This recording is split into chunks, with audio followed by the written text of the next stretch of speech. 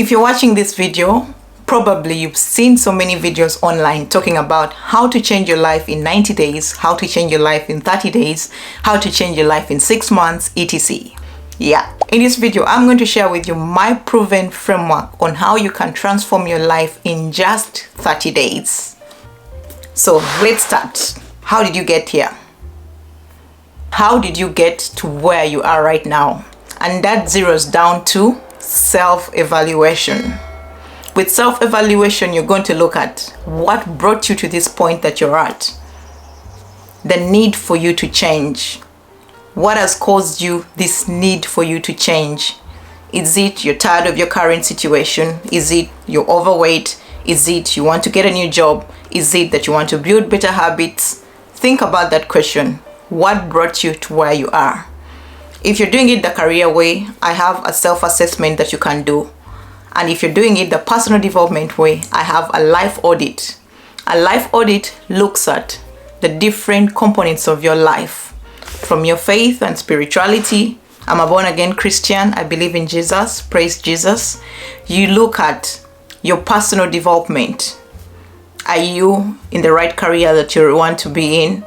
You look at your fitness, you look at your finances, you look at your health, and all other aspects that you want to audit in your life. Give yourself a number from 0 to 10 based on where you see yourself. 0 means that you're far off, 10 means that you are well in that area of your life. So after you've done the life audit, you look at what small change can you make next? What small change can you introduce next? Many of us think about change as an overhaul of the entire system that you have. But if you do that, you're going to find yourself not sticking to that change and also not seeing the results that you intend to see in your life. So what I advise is that in every aspect of your life, look at what small thing can I do to get me closer to where I want to be. For instance, fitness. You might be overweight and you want to lose a couple of pounds before the end of the year. There's still enough time for you to lose weight. So you look at it and ask yourself, where am I right now? Can I just cut down on the cookies? Can I introduce a walk for 30 minutes? Can I work out at least 3 times a week? Can I improve on my mental health?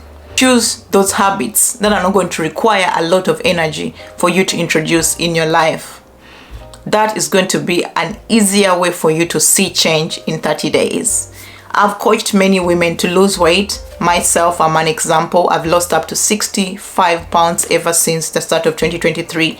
And I've done this through a gradual process of weight loss. So I know what I'm talking about.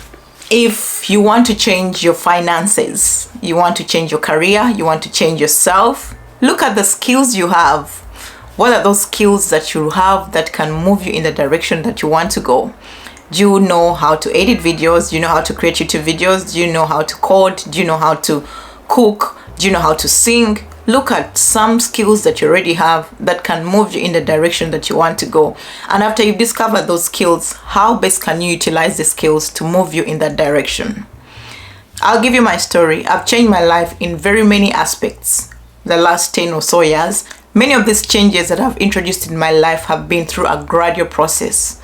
I find it so easy to tackle things in small bits than doing an overhaul.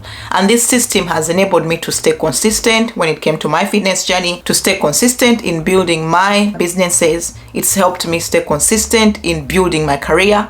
And I've seen these changes coming with me concentrating on the next thing that I can do other than tackling everything at once. So every time you feel you're getting overwhelmed, look at what's the next best step that I can implement in my life. Number 3 is mindset mastery. Mastering your mindset is going to be very important in achieving any goals that you want to achieve. The Bible tells us in the book of Proverbs 23 verse 7, as a man thinks in his heart, so is he. Whatever you think about is what you become. Science and psychologists have proved this. The mind plays a very important role in anything that we do in life. So if you don't master your mindset, if you don't rewire your mindset to see the success that you want to achieve, you are going to self-sabotage. You're not going to achieve any goals that you've set. So mindset mastery comes down to what you consume through your eyes, through your ears, and also your perception on how you perceive situations. One thing that has helped me master my mindset is learning to read books. I'm an avid reader. I read at least 100 books every year. But I've learned that when I read books, I find books about the topics that I want to master. I find books about things that I want to tackle. I find books about success of the people who I want to be like. And those books usually have lessons. Those books usually have nuggets that you can pick and help you on your journey. The other thing that has helped my mindset is reading the Word of God. I'm an avid reader of my Bible, and the Bible has so many scriptures that talk about how you can change your mindset. In the book of Philippians, it says, whatever is holy, whatever is pure, whatever is noble, those are the things that you need to be thinking about. Also in the book of Joshua, it says, this book of the law shall not leave your mouth. You shall meditate on this day and night. And as you meditate on this word of God, what will happen? You will prosper. So any prosperity that you're going to get or any change that you're going to create in your life requires you to have a mindset that sees you as a person who has achieved those goals. When you want to lose weight, you have to look at yourself as a person who has already achieved that weight loss goal that you have. And most of the times the questions you need to ask yourself are, what would a person who is 30 kilograms lighter do? And do that. If it's eating cookies and you're conflicted, should I eat the cookie? Shouldn't I eat the cookie? You ask yourself, what would a fit person do? A fit person would eat the cookie, but in moderation. A fit person would eat their vegetables. A fit person would move their body, etc. So as you learn to master your mind, you're going to see that you're going to achieve your goals. The other thing when it comes to mastering your mind comes down to questioning. I love to question myself.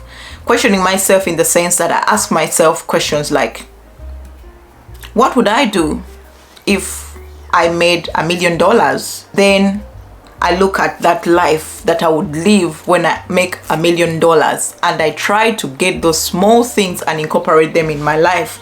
That way, I'm rewiring myself. By the time I make that $1 million, I will be living that life that I envisioned a person who earns 1 million to make. So mindset is a very important component when it comes to achieving any goals you want to achieve, any change that you want to see in your life. So if you master your mind, you'll be unstoppable. Number 4 is habit assessment. You have to assess the habits of your life. To change your life requires you change your habits. And if you can't assess your habits, you won't be able to know what habits are moving you in the direction that you want to go and what habits are taking you back from where you want to see yourself. Much of the self-sabotage we see comes from not being able to take charge of your habits. Habit assessment comes down to understanding your good habits, which are the habits leading you in the direction that you want to go, and the bad habits, which are self-sabotaging you from achieving that changed person that you want to be. So let's look at it in terms of building a business. If I want to build myself a side hustle that makes me $10,000 every month, what habits do I need to have in place to help me achieve that goal? Then you have those habits. After that, look at your current habits. What habits are contrary to what you want to see in getting that $10,000 every month in your side business? After you've noticed those habits that are not leading you in the direction you want to go, start to remove them one by one. For instance, if you want to build your business, of course you have to have systems on how you're going to run this business. If you find that one of the habits that's stopping you from achieving your financial goals in your business is not having systems, then that means you have to sit down and establish a system on how you're going to run your business. So assess your habits, both good and bad. The good, keep doing them. The bad, find ways to eliminate them from your life, and you'll see yourself achieving the goals that you want to achieve. Number 5, you have to celebrate. Celebrate your achievements. Many of us downplay the things we achieve when you want to see change. You might be losing weight, but you're not celebrating that weight loss. You might be making consistent sales in your business, but you're not celebrating those consistent sales that you've received in your business. If you don't learn to celebrate those small wins that you have on your journey of change, you won't be able to celebrate the big change when it happens. Change should be celebrated by celebrating those components that are moving you in the direction that you want to go. Say you said you'd post 2 YouTube videos a week. You posted those videos. Celebrate it. Celebration does not mean you have to go out and spend money. It can be just relaxing. It can be baking yourself a cake. It can be dressing up in your nice attire and going out for a walk.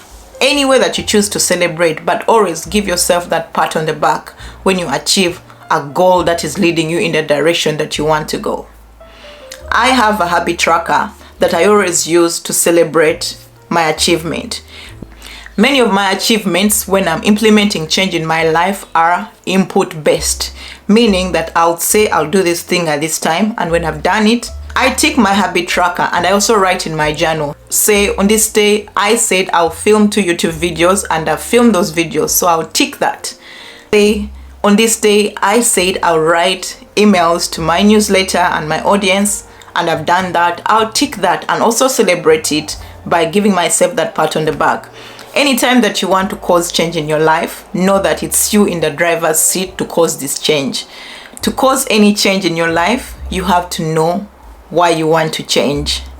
What has led you to that point of wanting to change? What has caused you to think that I need to change my life, I need to do something better? Do a post-mortem. Do a situation analysis. What brought you where you are? What brought you to this point that needs you to change? And what are the things that you might not have considered, and those things have brought you here? This should not be a judgmental or self-critic situation when you're analyzing your life, but look at what has led you to where you are. I'll give an example for myself. I got to an extent where I was like, you know what? I have a PhD, I've studied, I've applied for jobs, I'm not getting the jobs I want to get, and I feel I'm frustrated in my career.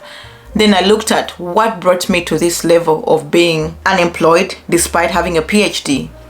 I had my reasons, and some of my reasons were really hard for me to come by because they were analyzing what had brought me to this extent of not having a job.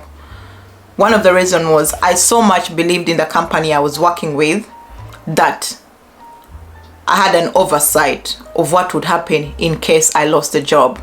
So that meant I was very comfortable where I was, other than expanding my network when it came to building my career network outside my job that I was doing at that company. So that frustrated me when I ended up being laid off, because I did not have a robust network that I would go to ask for any opportunities. And the people also I knew as a PhD student then, many of them had moved on to different states, different countries, and I could not really reach out to them to ask them, oh, do you guys have opportunities for me to start working at your company? So that was something that I'd done that caused a detriment to my career as a biotechnologist. But again, I also didn't beat myself down because I could not have anticipated that my company would end up being bankrupt and losing all its employees. So from that, I decided to do a self-analysis. I decided to create a way forward. What could I do better if I still wanted to work in the biotechnology sector? At every job that I would work, I would make sure I create a network of people who know my skills, who know what I bring to the table, who can support me other than just relying on a company where I was working. And also after that, I was like, you know what? This can happen any other time. But if I also create a business for myself through the things I enjoy, it can help me change my life.